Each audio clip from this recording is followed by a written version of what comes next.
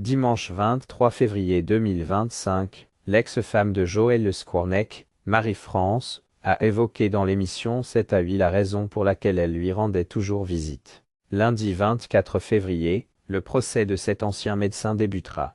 Il est accusé d'avoir violé et agressé sexuellement 299 enfants.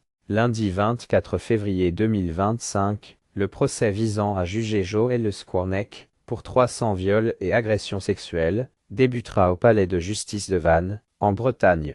Amélie Lévesque fait partie des personnes qui disent avoir été victimes des actes pédophiles dont l'ancien chirurgien est accusé.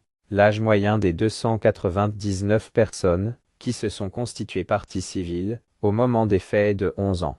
Amélie Lévesque avait 9 ans lorsqu'elle a subi une opération de l'appendicite de la part de Joël Le Squarnec. Je ne me souvenais plus de l'opération, mais plutôt de la prise avec un chirurgien qui sentait le citron et qui était assez vulgaire. C'est tout ce dont je me souvenais précisément, a-t-elle exprimé dans le journal de 20h de France 2, mardi 11 février 2025. Celle qui dit n'avoir plus jamais été la même petite fille après cette opération a finalement trouvé des réponses à ces questions lorsque les forces de l'ordre ont retrouvé les carnets dans lesquels le médecin consignait ses crimes. Ça a été le début des réponses à toute une vie de questions. Et puis ça a été la descente aux enfers. Au début, je me suis simplement dit que je n'étais pas folle. Seulement, j'ai ensuite sombré dans une grande dépression.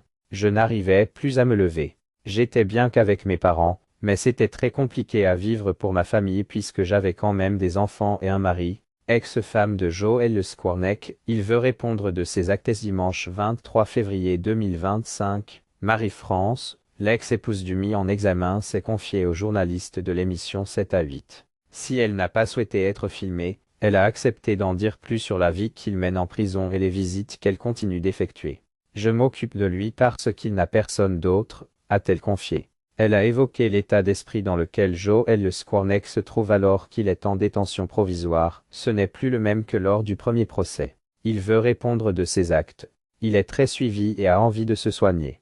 Il pense qu'il est très bien là où il est, que là, il ne fait de mal à personne, explique-t-elle. En parallèle, l'ex-femme de l'homme, qui est accusé d'avoir violé et agressé 300 enfants et qui s'était lui-même qualifié de pédophile dans le cadre de l'enquête, assure qu'il est accompagné par des professionnels de la santé mentale. Ni les psychiatres ni lui-même n'arrivent à comprendre pour le moment pourquoi il est comme ça. Joël Le Squarnec a reconnu une partie des méfaits dont il est accusé. Dans l'attente d'un jugement, Joël Le Squarnec est considéré comme présumé innocent.